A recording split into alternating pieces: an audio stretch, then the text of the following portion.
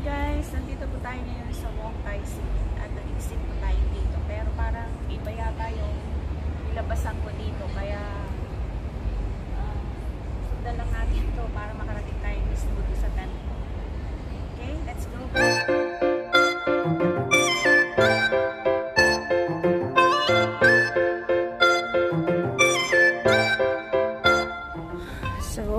So mula nga po dito sa exit D3 ay lumabas po tayo dito sa Temple Mall daw, pero parang mali yata yung ating nilabasan, pero maganda rin yung lugar dito.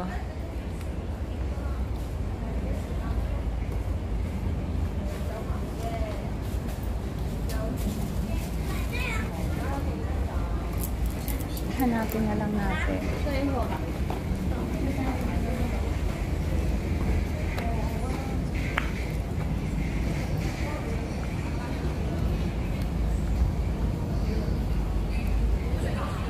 Residential kasi ito. So hanapin na lang natin yung mismong tempo. Mabuti na lang di mo ulan. Napakalawak din pala ng parking nila. Kasi residential area to. Kita nyo naman, puro building. Yan.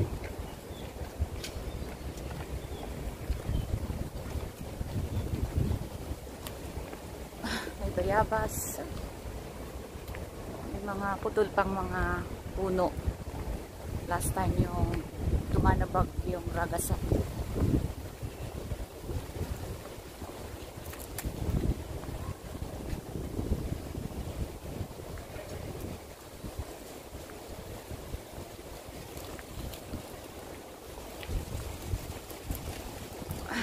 A bit hot.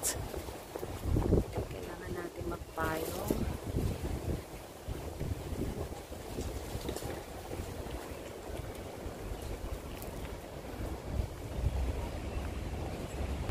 So let's go guys, at kumuha lang tayo ng payong kasi mainit sa katawan at hindi nga tama yung ating nilabasan, kaya hanapin po natin yung mismong temple.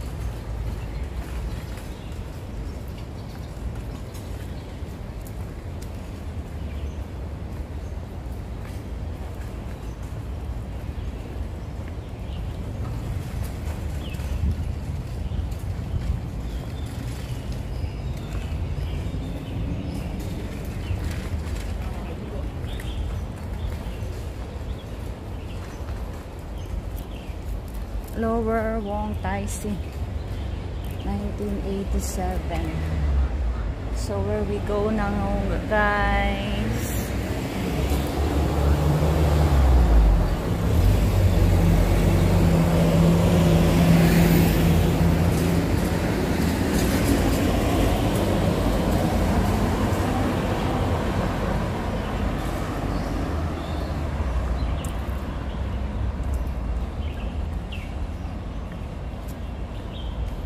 Hindi ko na alam kung nasaan na tayo. Ligaw na yata tayo. Oh my God.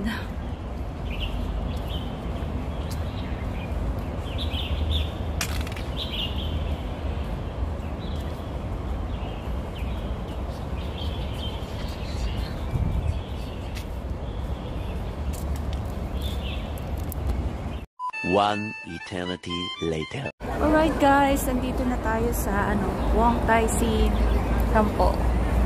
Yan, after everything na tayo po ay naligaw.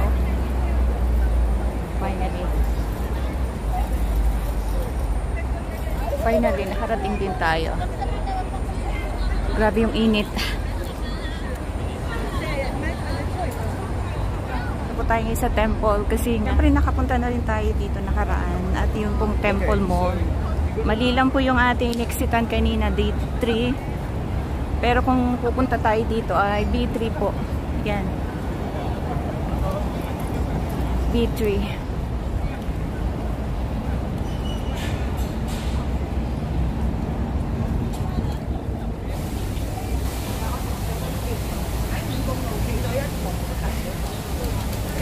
Punta tayo dito guys. Punong-puno ng decorations. So, tingnan nyo, ang ganda-ganda. Hindi man tayo typical na Chinese o local. Pero, ang ganda naman talaga.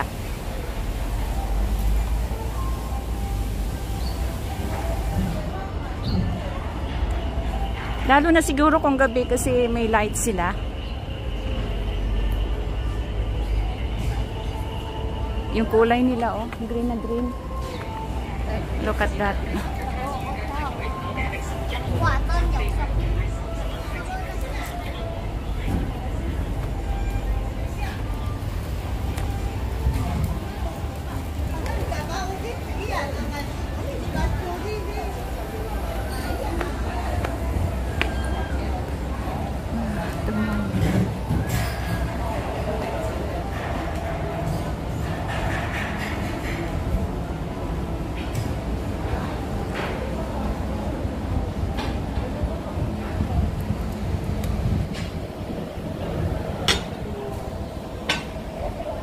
And this is po Confucian Hall.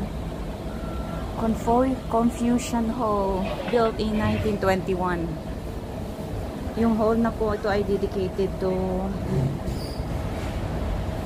Confucians, Master Kung Fu,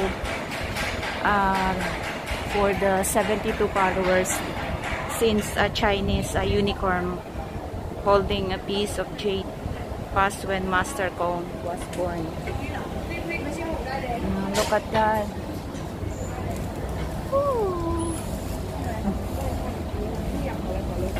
So bago ka umakyat, kailangan mo dumaan dito.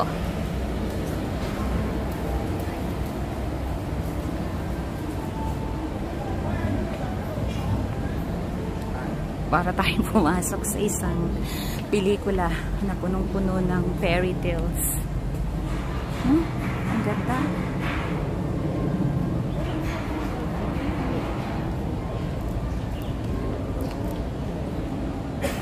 Good Willow po yung temple na to dito.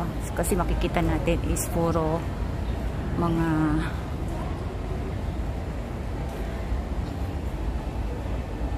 punta Good Wish Garden. Wow. Look at that. Ang ganda.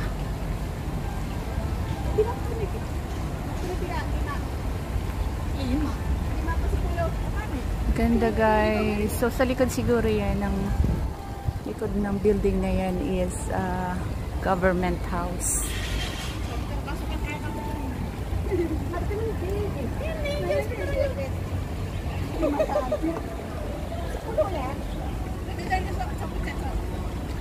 Daming cosplay.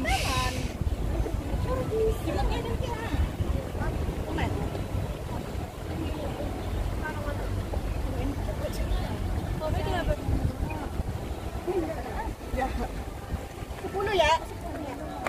Iya, siapa?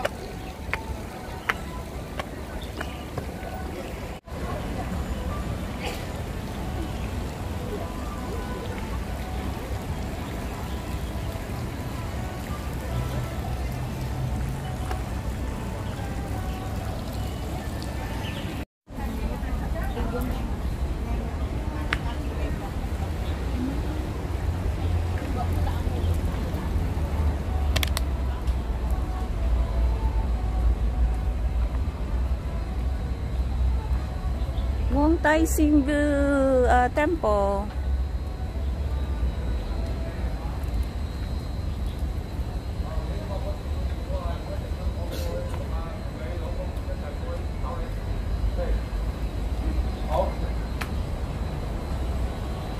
Wow.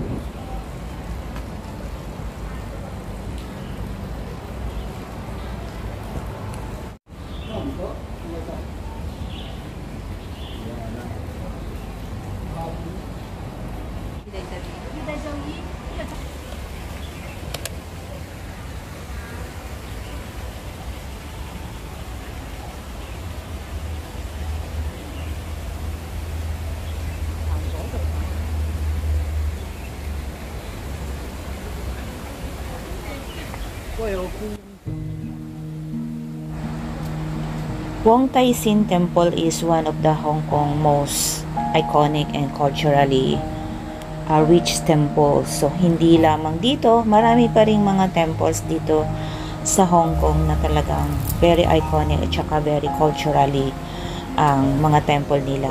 Just like Sha Tin, dito nga sa Wong Tai Sin, meron pa. At sa iba't ibang dako ng Hong Kong ay meron po talagang malalaking temples. Like yung 10,000 Buddhas, Lantau, and syempre iba-ibang location yun.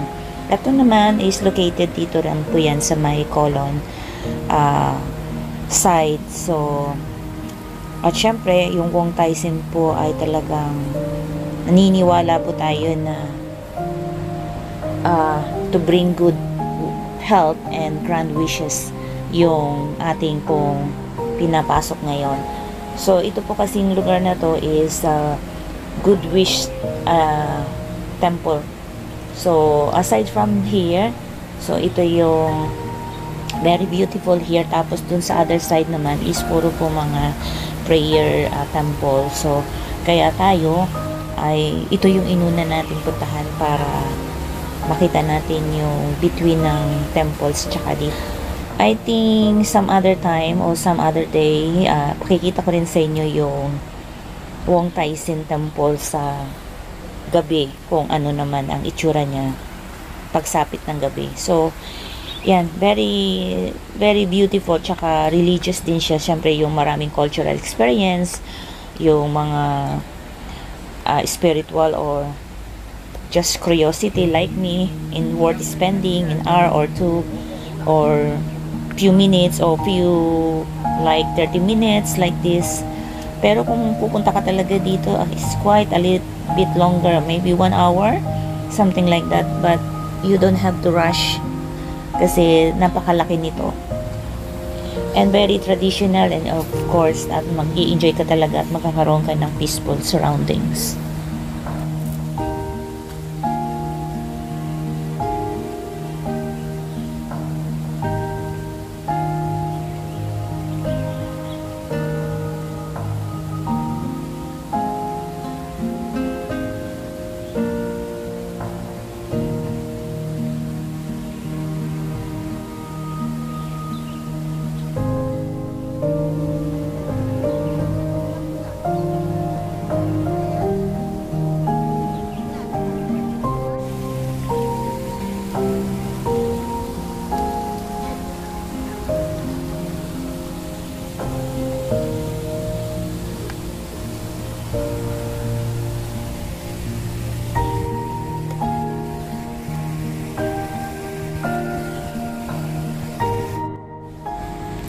Wong Tai Sin Temple is, the originally name is Siksik Yin.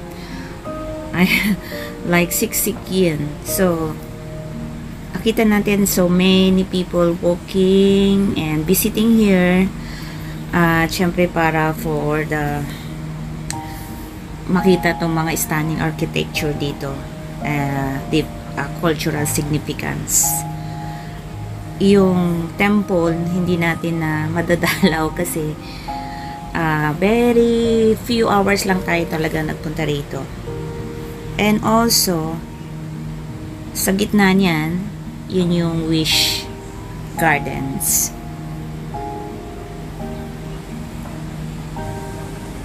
Nung pumunta ako dito nakaraan, wala pa po ito. Na-renovation pa siya. So, wala pa yung Mother Buddha na yan. Sobrang mainit. Pero sometimes ay may wind naman. Kaya medyo na-feel din natin yung hangin. So, ito po yung Wish Garden dito. Hindi pa natin napupuntahan lahat.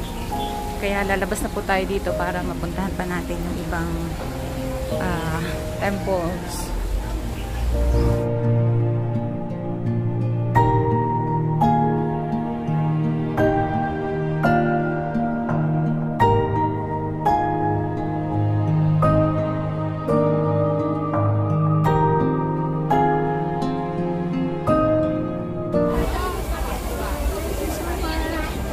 Hindi po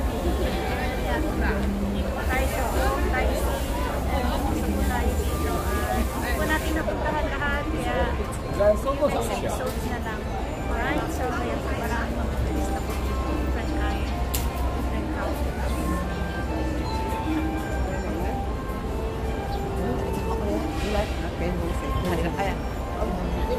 Excuse me. Yes. Thank you.